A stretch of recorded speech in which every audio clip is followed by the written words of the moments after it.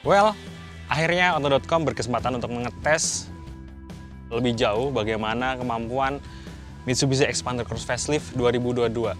Ada banyak kelebihan dan kekurangan yang dimilikinya. Untuk tahu lebih dalam, yuk ikuti video berikut ini.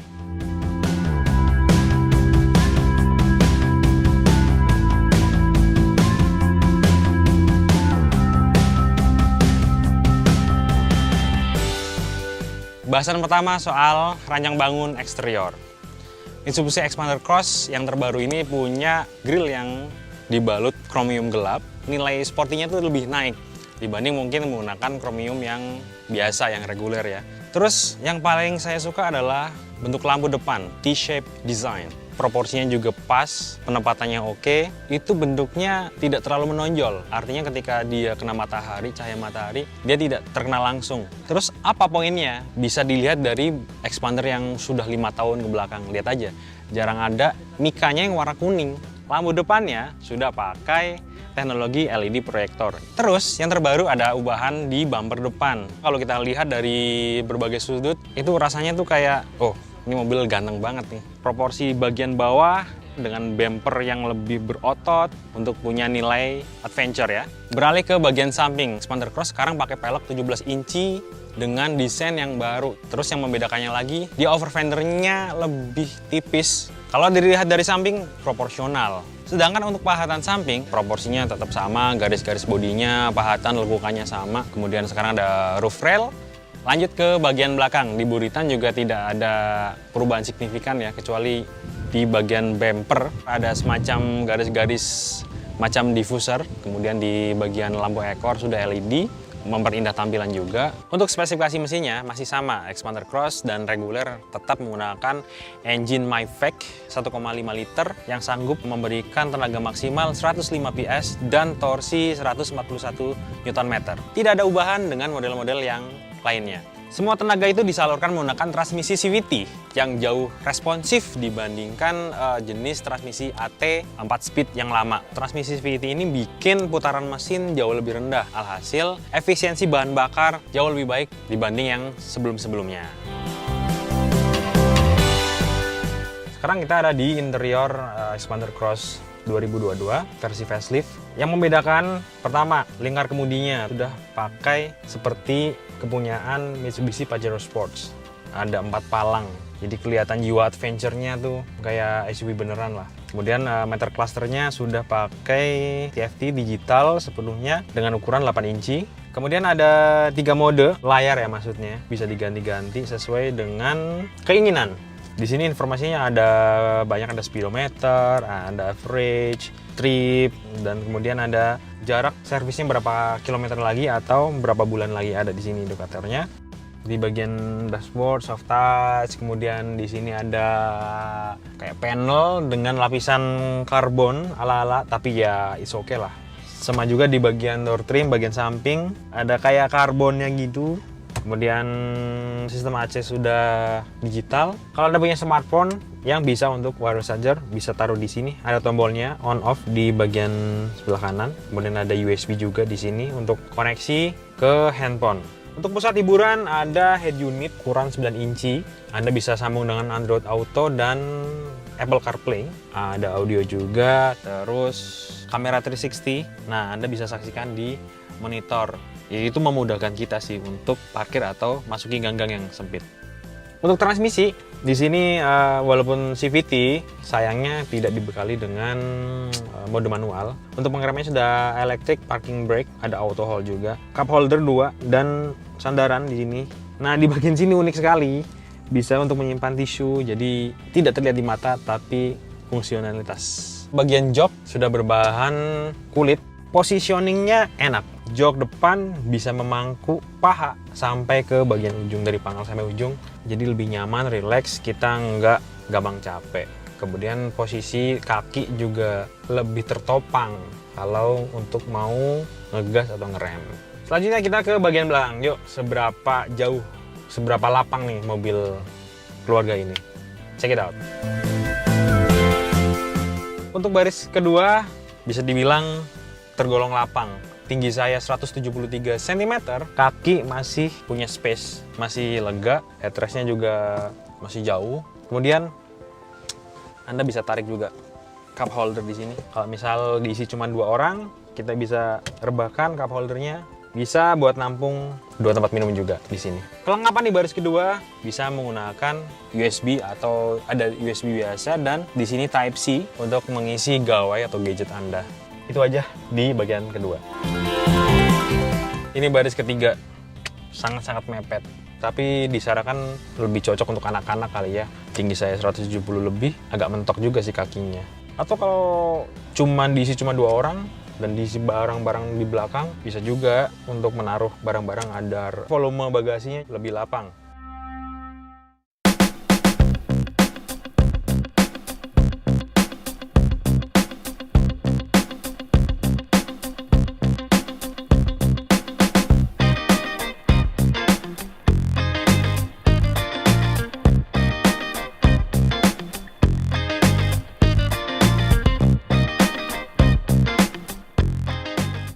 Jadi karena namanya Xpander Cross, MPV crossover, kita ajak jalan-jalan ke daerah Bogor.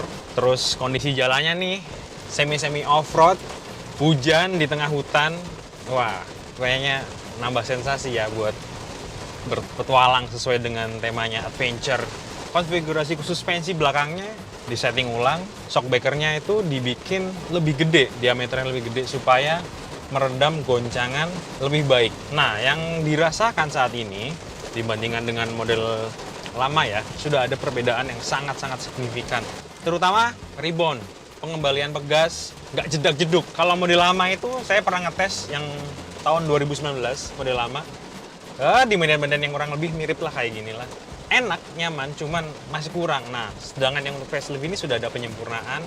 Walaupun ya begini kondisinya becek, berlubang parah, tapi masih oke lah. Terus dengan ground clearance 220 mm, aman-aman aja tuh di bagian bumper atau bagian bodi bawah, nggak gasruk. Jadi buat berpetualang bareng keluarga asik sih, buat liburan, apalagi gini nih. Musim hujan, ground clearance-nya tinggi, mobilnya nyaman, mantap untuk dikendarai.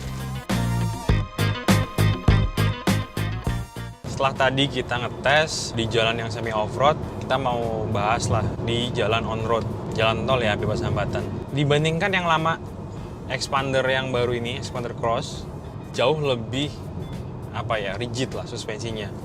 Mungkin kalau dibandingkan Xpander yang reguler, dia agak ini perasaan saya aja ya, feeling saya tuh mobilnya tuh agak keras sedikit. Jadi mungkin untuk ngimbangin fitur Active Yaw Control itu. Nah, fitur ini berfungsi ketika mobil melesat kencang dan manuver tajam. AYC ini bakal berfungsi bekerja sama dengan Active Stability Control. Sebenarnya ada 2 peran nih. Kalau Active Yaw Control lebih fokus ke pengereman, mengerem mana ban yang berpotensi tergelincir, yakni oversteer atau understeer. Sedangkan ASC fokus ke traction control. Jadi si ECU akan menyuruh engine supaya mengurangi distribusi tenaga ke roda depan ya tentunya. Nah, dua itu digabungkan. Jadi kalau kita bermanuver ke kanan ke kiri, jadi mobil lebih stabil saat dikendarai di berbagai jalan.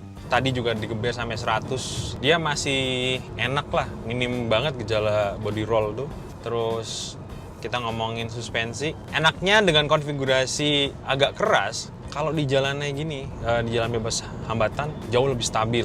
Komunikasi antara setir, roda, dan engine jauh lebih baik, responsif. Kemudinya lebih presisi, mau goyang kanan, goyang kiri, tinggal sesuaikan aja posisi kemudinya. Di Xpander ini dia punya cruise control, sayangnya belum adaptif. Kita tinggal tekan di tombol cruise control, kemudian di dashboard ada nyala hijau. Terus kita set, mungkin dibandingkan lawan-lawan yang sekelas ya LSUV, Xpander Cross ini jauh lebih senyap. Bunyi-bunyi dari luar tidak terlalu dengar. Bagaimana dengan konsumsinya? Dari daerah Jatiwarna, Bekasi, menuju daerah Bogor, kita berkendara dengan gaya yang standar aja lah. Kita mengikuti arus di bawah 100 km per jam, dan hasilnya tembus sampai 19,3 km per liter. average ya, based on MID. Nah, saya kira oke sih untuk angka segitu. Kemudian kalau pas diajak di macet-macetan di kota, sempat tembus 16, tapi karena macet juga angkanya berubah lagi jadi 14, 15. Expander Cross itu transmisinya beda. Kalau model facelift yang terakhir sebelum ini sudah CVT kan. Sebelumnya lagi transmisi AT 4matic ya. Respon ketika kita digas nih, dikit aja kita sentuh pedal gas, responnya langsung langsung nanjak. Putaran RPM-nya juga nggak terlalu tinggi, nggak langsung kaget, tapi langsung disalurin ke roda depan. Nih, langsung cekatan. Jadi nggak perlu terlalu dalam-dalam. Misal kita lagi di tol nih, lari 100 km per jam, RPM-nya cuma 2000. Mesinnya tidak terlalu ngos-ngosan, tidak terlalu bergerak, berputar-putar cepat. Ya, oke lah. Itu salah satu benefit pakai CVT. Makanya kalau tadi di MID bisa tembus 19,3, ya wajar gitu loh. Untuk visibilitas Expander Cross terasa lebih tinggi sih di depan ya. Karena mungkin posisi tempat duduknya padahal ya udah disetting dengan baik, tapi tetap terasa lebih tinggi. Jadi sudut ke depan dapat, kanan kirinya ya minim blind spot lah. Kita bisa memantau lingkungan sekitar dengan baik. Itulah Expander Cross.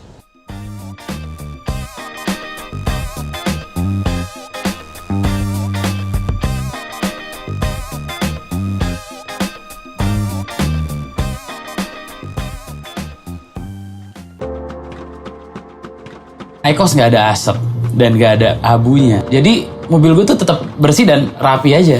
Mau meeting, baju sama badan tuh udah nggak ada bau asap lagi. Well, apakah mobil ini layak dibeli? Oke, kita bicara kekurangannya dulu. Mobil ini harganya 335.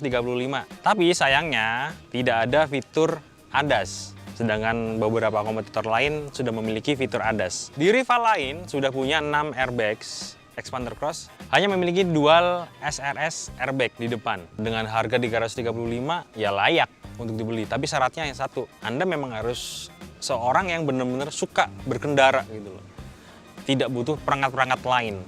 Jadi fitur ADAS juga bagian dari gimmick. Tidak semua orang juga butuh banget. Tapi kompetitor yang lain juga sama, tidak memiliki ADAS, tapi laku. Dengan harga 335, cuman dual airbag tanpa fitur ADAS. Bagi pecinta mobil keluarga yang pengen naik kelas, pengen punya mobil canggih, agak kemahalan. Dari sini Anda bisa tentukan nih, Anda tipe yang pertama atau yang kedua nih. Apakah worth to buy? Itu tergantung kemampuan Anda masing-masing. Tapi kalau dari sisi pengendalian, dari sisi handling, dari segi responsivitas transmisi dan mesin, ini Expander Cross unggulan. Oke teman-teman, itu poin-poin penting yang saya sampaikan.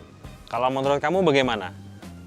Boleh juga teman-teman kasih komentar untuk video ini, komentar soal produknya, atau mungkin ada hal-hal yang belum saya sebut, kita bisa diskusi lagi di kolom komentar. Kemudian jangan lupa, biasa, like dan subscribe di Official Auto. Sampai jumpa di video-video berikutnya.